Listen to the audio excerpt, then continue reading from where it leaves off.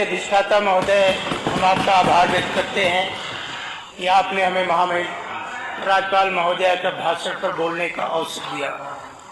मान्यवर, जब महामहिम राज्यपाल महोदय अपना भाषण पढ़ रही थी तो पूरा उत्तर प्रदेश और देश की नज़र उत्तर प्रदेश की विधानसभा पर टिकी हुई थी। ये देश की एक बहुत बड़ी आबादी, जो पिछड़े वर्ग से लोग आते हैं, जो आदिवासी हैं, जो कमजोर तबके के लोग हैं, दलित समाज के लोग हैं, उन्हें उम्मीद थी कि महामहिम राज्यपाल के भाषण में जातिवार जनगणना की बात होगी।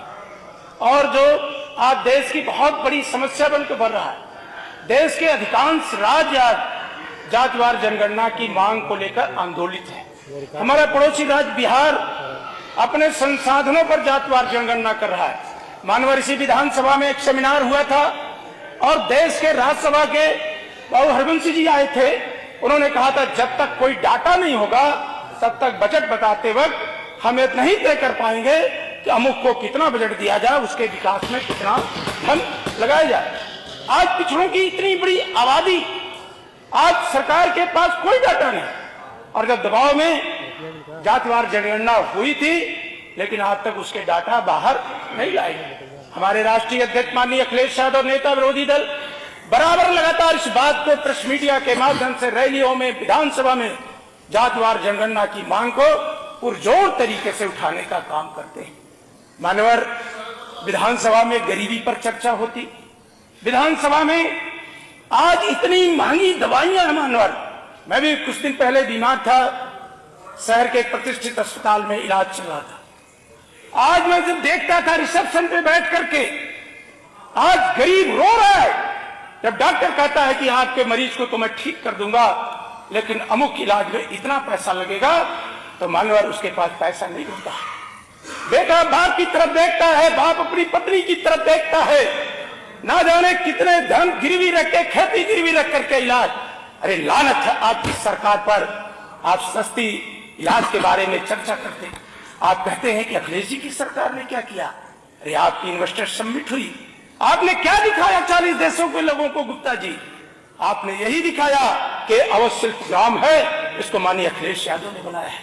यही कोना का स्टेडियम है जहां खेल मंत्री जी अभी अंतरराष्ट्रीय स्तर का मैच हुआ, इसको कौन बनाया? माननीय अखिलेश यादव ने। और जब शहीद पथ से जलेश्वर मिश्र के रास्ते आप अपने अतिथियों को ला रहे थे, गमला और फूल माला सजा करके, उस मार्ग को किसने बनाया? अखिलेश यादव जी।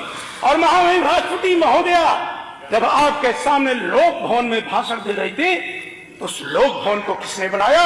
वो माननीय अखिलेश यादव। आपने इमामबाड़ा दिखाया, आपने भूलभुलैया दिखाया। अरे आप कुछ तो अपना बना करके दिखा दिए होते जिससे लगता कि आपकी भी कोई सोच है। अरे चक गजरिया में कैंसर इंस्टीट्यूट बनाया, मुझसे एक डॉक्टर ने कहा कि 18 ऑपरेशन थिएटर उसमें बने हैं चक गजरिया में। अरे बाबू कल्याण सिंह जी की तस्वीर लगा करके चक गजरिया का आप उद्घाटन कर दिए। अरे आप समीक्षा कर लेते स्वास्थ्य मंत्री, माननीय मुख्यमंत्री जी, कि आज चक गजरिया में क्या डॉक्टर की पोस्टिंग हो पाई? क्या कैंसर जैसी घातक बीमारी का इलाज हो पा रहा है? क्या उनको समय से इलाज मिल पा रहा है? आज जहां हमें चर्चा करनी थी इलाज पर, आज आप बताते हैं नीलकंठ तिवारी कि जैसे भोलेनाथ की नगरी को उन्होंने बनाया है। अरे बाबा भोलेनाथ जब सावन के महीने में शिव और पार्वती काशी में विराजमान रहते हैं तो सावन के समय में जो उनको पहला जलाभिषेक होता है वो यादव बंधु ही करता है। आज आप ऐसे बोलते हैं, आप इतना गुमराह करते हैं सदन को। यहाँ पर चर्चा होनी चाहिए थी। जो मोदी जी ने संकल्प पत्र में कहा था कि हम अंतरराष्ट्रीय स्तर का विश्वविद्यालय बनाएंगे जिससे देश का नौजवान, उत्तर प्रदेश का नौजवान दुनिया के सामने खड़ा होकर के उत्तर प्रदेश की ताकत का एहसास करा सके। आप कितने अंतरराष्ट्रीय विश्वविद्यालय बनाए? अरे टूटे मन से कोई बड़ा नहीं होता और छोटे मन से कोई खड़ा नहीं होता। अटल जी की कविता की पंक्तियों के साथ आप उनको 9वें तल पे ले जाके लोहिया संस्थान में खड़ा कर दिया यूनिवर्सिटी को। आप यूनिवर्सिटी नहीं बना सकते। जब अटल बिहारी वाजपेयी के नाम पर आप यूनिवर्सिटी बनाने में आपको इतना वक्त लग गया तो आप क्या उत्तर दे? कहते हैं 1 डिस्ट्रिक्ट 1 मेडिकल कॉलेज। अरे दीवारें खड़ा कर देने से खेल मंत्री जी जौनपुर के मेडिकल कॉलेज को आप चालू करा पाए? क्या वहाँ कैंसर के डॉक्टर हैं? क्या वहाँ हार्ट का ऑपरेशन हो पा रहा है? क्या वहाँ पे कौन सा इलाज हो पा रहा है? अरे कहाँ इतना असत्य प्रलाप कर रहे हैं? अरे इतना बड़ा झूठ खरीद बोल करके इतना इन्वेस्टर आ गए, पूरा लग रहा था कि लखनऊ के गलियों गलियों में करोड़ों करोड़ों रुपया बिछा दिया गया है। अरे 18 की इन्वेस्टर समिट हमने देखा, उसके बाद की इन्वेस्टर समिट देखा।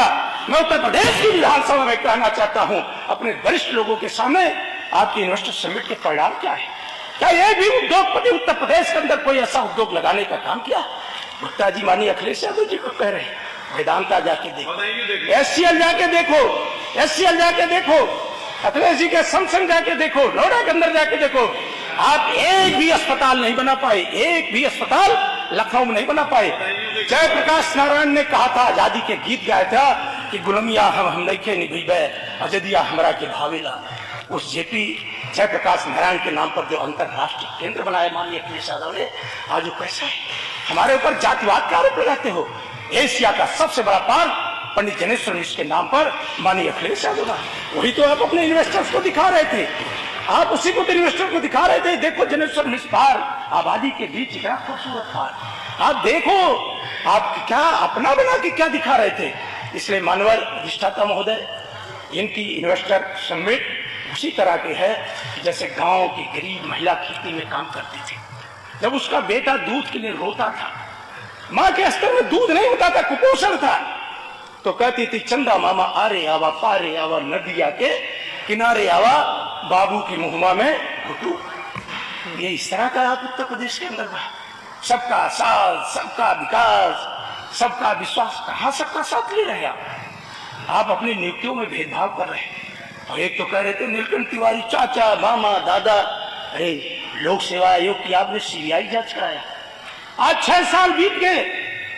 उत्तर प्रदेश लोक सेवा आयोग, जिसको आपने यादव आयोग लिख दिया था, आपने तमिल आयोग लिख दिया था, उस लोक सेवा आयोग की सीबीआई जांच हुई। मैं आज अधिष्ठाता महोदय जानना चाहता हूं, उस सीबीआई जांच में आज सीबीआई किस निष्कर्ष पर पहुंची? क्या एक भी जो उस समय चयनित लोग थे, क्या आप एक भी नियुक्तियों को रद्द कर पाए? क्या आप किसी आयोग के किसी भी खिलाफ कोई कार्रवाई कर पाए?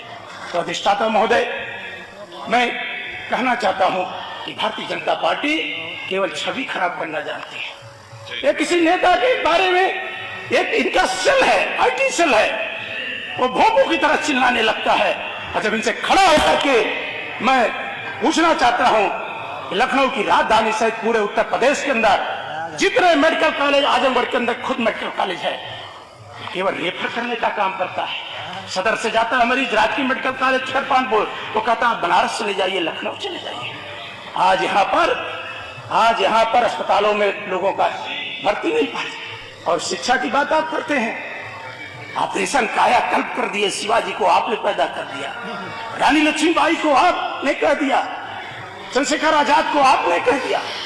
अरे ऑपरेशन कायाकल्प कर देने से गरीब के बच्चे का कल्याण नहीं हो पाएगा। अरे मेडिकल की पढ़ाई कितनी महंगी है, नीट की तैयारी करने में कितना वक्त लगता है, आज जेईई मेंस की पढ़ाई में कितना पैसा लगता है। अगर आप दिल खोल करके आप इस पर ध्यान देंगे तो आपको छाती पर हाथ रख के देखेंगे तो आज गरीब के बेटे के साथ सबसे ज्यादा अन्याय करने का काम भारतीय जनता पार्टी की सरकार कर रही है। आप शिक्षा पर बहस नहीं करना चाहते हो, आप बेरोजगारी पर बहस नहीं करना चाहते हो। जब आप इन्वेस्टर समिट कर रहे थे तो कानपुर देहात में एक ब्राह्मण परिवार की माँ और बेटी धुदुक के चल रहे थे, आपको शर्म नहीं आती? आप कहते हो आपकी कानून व्यवस्था, अरे कानून व्यवस्था के लिए ठोस काम करने का कोई काम किया था तो माननीय अखिलेश यादव ने जो 100 डायल स्थापित किया था, जो पुलिस हेडक्वार्टर बनाया था दुनिया का सबसे बेहतरीन, आप क्या जवाब दोगे उस माँ बेटी को? सभ्य समाज में जहां आपके अधिकारी थे, आप जिलाधिकारी के ऊपर कोई कार्रवाई नहीं कर पाए, एसडीएम के ऊपर कोई कार्रवाई नहीं कर पाए, तहसीलदार आपने जेसीबी के ड्राइवर को जेल भेज दिया। चाहे पुलिस और प्रशासनिक अफसर हो, एक माँ और बेटी धुक करके जल जा रही हो, ऐसी लानत है ऐसी आपकी सरकार पर जो माँ बेटी को बचा। माननीय सदस्य समाप्त करें। मानवर समाप्त मैं आपसे विनती करता हूँ, मैं आपसे विनती करना चाहता हूँ, और इस सदन में जनता से चुने हुए लोग आते हैं, जनता के सवाल पर आप बहस खड़ा करिए, महंगाई पे बोलिए, बेरोजगारी पे बोलिए, जो अन्याय हुआ है सदियों से। आज तो किसी केंद्रीय विश्वविद्यालय में एक भी वाइस चांसलर गरीब तबके का नहीं है। हाई कोर्ट और सुप्रीम कोर्ट के जस्टिस मात्र 2 हैं सुप्रीम कोर्ट में। हाई कोर्टों की क्या स्थिति है? आज इतना बड़ा विश्वविद्यालयों में भ्रष्टाचार है, आयोगों में इतना बड़ा भ्रष्टाचार है कि आगे मंत्रियों को कुछ पता नहीं है नीचे कितना बड़ा सौदा हो जा रहा है। तब मानवर मैं आपसे कहना चाहता हूं, सरकार से अपील करना चाहता हूं, आपने मानवर एक व्यवस्था दिया है कि आपकी जो विधानसभा में बातें उठाई जाएंगी उसको विभाग को भेजा जाए। मेरे विधानसभा क्षेत्र में माननीय अखिलेश यादव जी ने 200 बेड का अस्पताल बनाया जो मुख्य मार्ग पर है। अम्बेडकर नगर, आजमगढ़, बस्ती, सिद्धार्थनगर, खलीलाबाद से आज मानवर मैं सरकार से प्रार्थना करता हूं कि वहां पर ट्रामा सेंटर स्थापित करने का काम करें। मैं ट्रामा सेंटर अरे बनवा दिया, आके देख लीजिए। आप सरकार है, रिपोर्ट मंगा लीजिए। आप सरकार है, रिपोर्ट मंगवा लीजिए। पर डे 1000-1200 की ओपीडी होती है और इतना खूबसूरत। मंत्री जी मैं कहूंगा आप भी बनवा लीजिए, कहीं पे आप भी बनवा लीजिए।